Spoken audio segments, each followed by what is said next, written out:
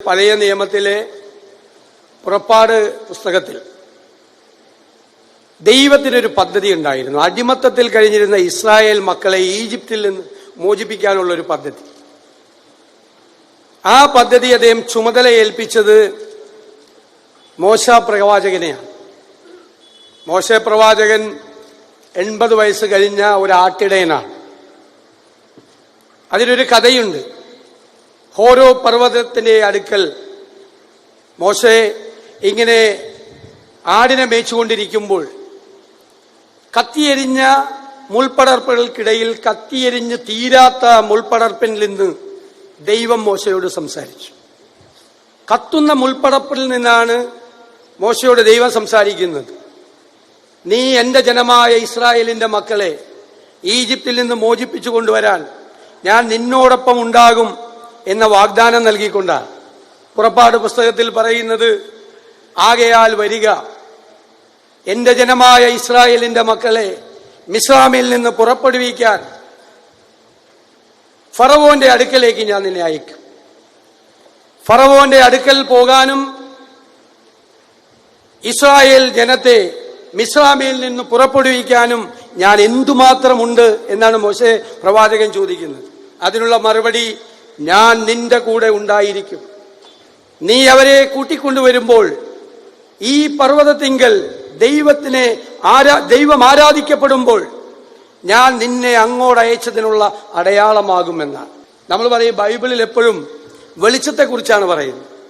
ഒരുപാട് സ്ഥലത്ത് വെളിച്ചത്തെക്കുറിച്ച് ക്രിസ്തു തന്നെ പറയുന്നുണ്ട്. വെളിച്ചത്തെക്കുറിച്ച് ഇപ്പൊ യോഹന്നാന്റെ സുവിശേഷത്തിലെ 1-ാം അധ്യായത്തിലെ 9-ാം വാക്യം ഇങ്ങനെയാണ്: എല്ലാവരെയും പ്രകാശിപ്പിക്കുന്ന സത്യവെളിച്ചം ലോകത്തിലേക്ക് വന്നുകൊണ്ടിരിക്കുന്നു എന്നാണ്. എല്ലാവരെയും പ്രകാശിപ്പിക്കുന്ന നമ്മുടെ എല്ലാവരുടെയും ദൗത്യം, ഈ സഭയുടെ ദൗത്യം, തിരുമേനിയുടെ ദൗത്യം, അഭിവന്ദ്യ തിരുമേനിമാരുടെ, വൈദികരുടെ, സിസ്റ്റേഴ്സിന്റെ, അൽമായരുടെ എല്ലാവരുടെയും ദൗത്യം അന്ധകാരം നിറഞ്ഞ ഈ ലോകത്തെ പ്രകാശിപ്പിക്കുക എന്നതാണ്. കർമ്മം കൊണ്ട്, ഭക്തി കൊണ്ട് മാത്രമല്ല, കർമ്മം കൊണ്ടും ഭക്തി കൊണ്ടും പ്രകാശിപ്പിക്കാൻ നമുക്ക് കഴിയും. ഇരുളിനെ അകറ്റാൻ നമുക്ക് കഴിയും. ഇരുളിനെ മാറ്റി എല്ലാത്തിനെയും പ്രകാശിപ്പിക്കുക എന്നുള്ളതാണ്. ദൈവവചനത്തെ ജീവിതത്തിൽ ആഘോഷിക്കുമ്പോഴാണ് നമ്മുടെ ജീവിതം സ്വയം പ്രകാശിതമാകുന്നത്. ദൈവത്തിന്റെ വഴികളിലൂടെ യാത്ര ചെയ്ത് ചുറ്റുമുള്ള എല്ലാത്തിനെയും അന്ധകാരത്തെ പ്രകാശിപ്പിക്കാൻ നാം നിരന്തരമായി ശ്രമിച്ചുകൊണ്ടിരിക്കും. നിരന്തരമായി യേശുദേവൻ എന്നുള്ള KP കേശവമേനോന്റെ മനോഹരമായ പുസ്തകത്തിൽ അദ്ദേഹം പറയുന്നുണ്ട്, അന്ധകാരത്തിൽപ്പെട്ട് ഉഴലുന്ന മനുഷ്യനെ പ്രകാശിതമാക്കിയതാണ് ക്രിസ്തു ചെയ്ത ഏറ്റവും വലിയ ദൗത്യമെന്നാണ്. മനുഷ്യന്റെ അന്ധകാരത്തിലേക്ക് വെളിച്ചം കൊണ്ടുവരിക. അറിവില്ലായ്മ അന്ധകാരമാണ്, നിവൃത്തിയില്ലായ്മ അന്ധകാരമാണ്, ഒന്നുമില്ലായ്മ അന്ധകാരമാണ്. ആ അറിവില്ലായ്മയിലേക്ക് അറിവിന്റെ വെളിച്ചം കൊണ്ടുവരിക, ഒന്നുമില്ലായ്മയിലേക്ക് ഒരുപാട് നന്മകൾ കൊണ്ടുവരിക, തിന്മയുടെ ഇരുട്ടിലേക്ക് നന്മയുടെ പ്രകാശം കൊണ്ടുവരിക. ആ പ്രകാശമാണ് ഏറ്റവും പ്രധാനപ്പെട്ടത്.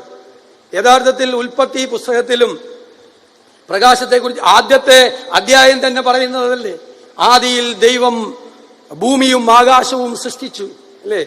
ഭൂമി പാഴായും ശൂന്യമായും ഇരുന്നു, ആഴത്തിന് മീതെ ഇരുളുണ്ടായിരുന്നു. ദൈവത്തിന്റെ ആത്മാവ് വെള്ളത്തിന് മീതെ പരിവർത്തിച്ചു കൊണ്ടിരുന്നു. വെളിച്ചമുണ്ടാകട്ടെ എന്ന് ദൈവം കൽപ്പിച്ചു. വെളിച്ചമുണ്ടായി. വെളിച്ചം നല്ലതെന്ന് ദൈവം കണ്ടു. ദൈവം ഇരുളിനെയും വെളിച്ചത്തെയും വേർതിരിച്ചു. ദൈവം വെളിച്ചത്തിന് പകലെന്നും ഇരുളിന് ഇരുട്ടെന്നും പേരിട്ടു. പിന്നെ സന്ധ്യയുണ്ടായി, ഉഷസ്സുണ്ടായി 1-ാം ദിവസം. അതാണ് അന്ധകാരത്തിലേക്ക് വെളിച്ചം പരത്തിക്കൊണ്ടാണ്. ആ പ്രകാശമാണ്. ആ പ്രകാശം ഇന്ന് നിങ്ങളുടെ സഭ ചെയ്യുന്ന എല്ലാ പ്രവർത്തികളും, വിദ്യാഭ്യാസ രംഗത്ത്, ആതുര ശുശ്രൂഷ രംഗത്ത്, ആത്മീയ രംഗത്ത്, അങ്ങയുടെ നേതൃത്വത്തിൽ ചെയ്തുകൊണ്ടിരിക്കുന്ന എല്ലാ മഹാദൗത്യങ്ങളും ആ അന്ധകാരത്തിലേക്ക് വെളിച്ചം കൊണ്ടുവരാനുള്ള പ്രയാസമാണ് നമ്മളെല്ലാം അതിൽ നിന്ന് പഠിക്കുന്നത് എന്താണ്? ഒരു പൊതുപ്രവർത്തകൻ എന്നുള്ള നിലയിൽ എന്റെ മിഷൻ എന്താണ്?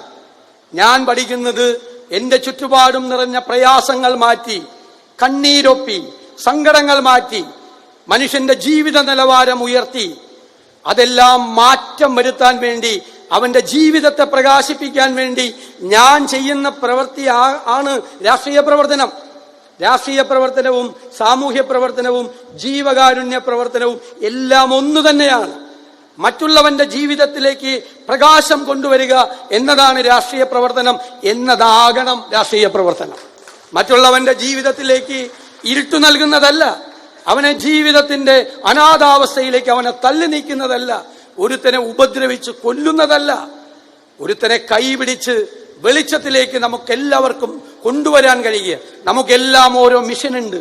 മുൾപ്പടർപ്പിൽ നിന്ന് ദൈവം നമ്മളോടെല്ലാം പറയുന്ന ആ വാക്കുകൾ, ദൈവത്തിന്റെ വചനം നമുക്ക് കേൾക്കാൻ കഴിഞ്ഞാൽ, മുൾപ്പടർപ്പിലെ ദൈവം നമ്മളോട് പറയുന്നത് കേൾക്കാൻ, അനുസരിക്കാൻ നമുക്ക് കഴിഞ്ഞാൽ, ജീവിതത്തിൽ ഒരുപാട് പ്രകാശം ഒരുപാട് പേരുടെ മനസ്സുകളിലേക്ക് കൊണ്ടുവരാൻ കഴിയും. ഒരു സഭയെ നിലനിർത്തുന്നത് അൽമായര, ആ അൽമായ സംഘവുമാണ് ഇവിടെ നിൽക്കുന്നത്. അൽമായരുടെ വിശ്വാസവും അവരുടെ സഭയോടുള്ള കൂറും അവരോടുള്ള സ്നേഹവും സഭയോട് അവരെത്രമാത്രം ചേർന്ന് നിൽക്കുന്നു എന്നതാണ്. അല്ലേ, സഭ എന്ന് പറയുന്നത് ശരീരമാണ്, അതിനോട് ചേർന്ന് നിൽക്കുകയാണ്. അത് ഒരുപാട് മിഷൻസാണ്, ദൗത്യങ്ങളാണ്. നമ്മുടെ ജീവിതം മുഴുവൻ അതുപോലുള്ള മിഷൻസാണ്. ആ ദൗത്യങ്ങൾ ഒന്ന് തീരുമ്പോൾ ഒന്ന് നമ്മൾ വിചാരിക്കും എല്ലാം ശരിയായി പോകുന്നു, കുഴപ്പമില്ല, നിർത്താം. എല്ലാം ശരിയാകുമ്പോഴാണ് അതിനെ കുറച്ചുകൂടി നവീകരിക്കാൻ, കുറച്ചുകൂടി ഭംഗിയാക്കാൻ, അല്ലേ, കുറച്ചുകൂടി ശ്രേഷ്ഠമാക്കാൻ നമ്മൾ ശ്രമിക്കേണ്ടത്, വിശ്രമമില്ലാതെ പ്രവർത്തിക്കേണ്ടത്. എല്ലാം ശരിയായി വരുന്നു എന്ന് വരുമ്പോൾ ഒന്നുകൂടി മെച്ചപ്പെടുത്താൻ വേണ്ടി നമ്മൾ നടത്തുന്ന ശ്രമങ്ങൾ. അങ്ങനെ തേച്ചു മിനുക്കിയാണ് സഭയെ, സഭയുടെ പ്രവർത്തനങ്ങളെ, സഭയുടെ സ്ഥാപനങ്ങളെ എല്ലാം മഹത്തരമാക്കുന്നത് എന്ന് നമ്മൾ തിരിച്ചറിയണം. അതൊരു വലിയ കൂട്ടായ്മയാണ്. എല്ലാവരും അചഞ്ചലമായ ദൈവവിശ്വാസത്തിന്റെ അടിത്തറയിൽ നിന്നുകൊണ്ട് നമ്മൾ ഏറ്റെടുക്കുന്ന ദൗത്യത്തെ ഏറ്റവും മനോഹരമാക്കി മാറ്റാൻ നമ്മൾ ശ്രമം നടത്തുമ്പോഴാണ് നമ്മൾ മനുഷ്യരാകുന്നത്, നമ്മൾ ദൈവവിശ്വാസികളാകുന്നത്. എല്ലാത്തിനും വലുത് പ്രത്യാശയാണ്. ജീവിതത്തിൽ തളർച്ചയുണ്ടാകാം, തോൽവികളുണ്ടാകാം, പ്രതികൂലമായ കാര്യങ്ങളുണ്ടാകാം. തളർന്നു പോകാതെ, പിന്തിരിഞ്ഞോടാതെ, ഏത് പ്രതിസന്ധിയിലും കൂസാതെ അതിനെ മറികടക്കാൻ കഴിയുമെന്നുള്ള ആത്മവിശ്വാസം നമ്മൾ ഉണ്ടാക്കിയെടുക്കണം. ആത്മവിശ്വാസം. ഏത് പ്രതികൂലമായ സാഹചര്യം വന്നാലും അതിനെ ഞാൻ ദൈവത്തിന്റെ സഹായത്തോടു കൂടി അനുകൂലമാക്കി മാറ്റിയെടുക്കും എന്നുള്ളൊരു ദൃഢപ്രതിജ്ഞ ഉണ്ടാകണം. ആത്മഹത്യകളൊന്നും അതൊന്നും മറുപടികളല്ല, അതൊന്നും റെമഡിയല്ല, അതൊന്നുമല്ല. ജീവിതത്തിലെ പ്രതിസന്ധികളെ, വെല്ലുവിളികളെ മറികടക്കുകയാണ് നമ്മൾ ഏറ്റെടുക്കേണ്ട ദൗത്യം. അതിന് എന്താ വേണ്ടത്? അതിന് നമ്മൾ പ്രത്യാശ ഉള്ളവരായിരിക്കണം. ആ പ്രത്യാശയാണ്, ഹോപ്പാണ് ജീവിതം എന്ന് പറയുന്നത്. ആ പ്രത്യാശ ഉള്ളവരായിരിക്കണം എന്ന് വിശുദ്ധ പുസ്തകം എന്തുകൊണ്ടാണ് പറയുന്നത്? നിനക്ക് വാഗ്ദാനം നൽകിയിരിക്കുന്നവൻ വിശ്വസ്തനാണ്.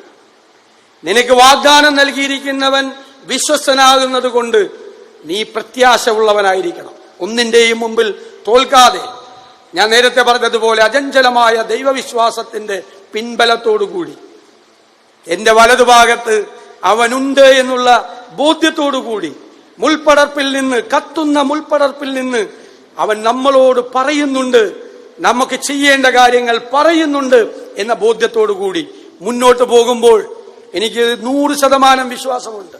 ഇവാനിയോസ് തിരുമേനി ഒന്നുമില്ലായ്മയിൽ നിന്ന് ഉണ്ടാക്കിയെടുത്ത ഈ മഹാസഭ ഇനിയുമേറെ മുന്നോട്ട് പോകും. ഇന്ന് ഭാരത സഭയിൽ ഒരുപാട് പ്രതിസന്ധികളെല്ലാം നേരിടുന്ന കാലമാണ്. ഒരുപാട് പ്രശ്നങ്ങൾ. ഇന്ത്യയിൽ എല്ലാവരും ക്രൈസ്തവർ വേട്ടയാടപ്പെടുകയും അവർക്ക് ഉണ്ടാക്കപ്പെടുന്ന മതപരിവർത്തന നിയമത്തിന്റെ പേരിൽ അവരെ ക്രൂശിക്കപ്പെടുകയും ചെയ്യുന്ന പരീക്ഷണത്തിന്റെ കാലഘട്ടമാണ്. ഇതിനേക്കാളേറെ പരീക്ഷണങ്ങളുടെ കാലഘട്ടം കടന്നാണ് ക്രൈസ്തവ സഭ എന്നും മുന്നോട്ട് വന്നിട്ടുള്ളത്. ആ പ്രതിസന്ധികളുടെ മുന്നിൽ തളരാതെ നിൽക്കുക, തോൽക്കാതെ നിൽക്കുക. ഈ പ്രതിസന്ധിയെയും മറികടക്കാൻ നമുക്ക് കഴിയുമെന്നുള്ള ആത്മവിശ്വാസം ഉണ്ടാകണം. രാജ്യത്തെല്ലായിടത്തും പ്രതിസന്ധി നേരുമ്പോൾ പ്രാർത്ഥന കൊണ്ടും സഹായം കൊണ്ടും അവരോട് ചേർന്ന് നിന്നുകൊണ്ടും അവരൊറ്റയ്ക്കല്ല എന്നുള്ള ബോധ്യമുണ്ടാക്കി കഷ്ടപ്പെടുന്നവരുടെയും വേദനിക്കുന്നവരുടെയും വേട്ടയാടപ്പെടുന്നവരുടെയും കൂടെയായിരുന്നു ക്രിസ്തു എന്നുള്ള ഓർമ്മ നമുക്കുണ്ടാവണം. എവിടെയാണ് മനുഷ്യൻ പീഡിപ്പിക്കപ്പെടുന്നത്, അനാവശ്യമായി പീഡിപ്പിക്കപ്പെടും, ക്രിസ്തുവിന്റെ പേരിൽ പീഡിപ്പിക്കപ്പെടുന്നത്, അവിടെയെല്ലാം അവന്റെ സാന്നിധ്യമുണ്ടാകും എന്നുള്ള വിശ്വാസമാണ് കരുത്താകേണ്ടത്.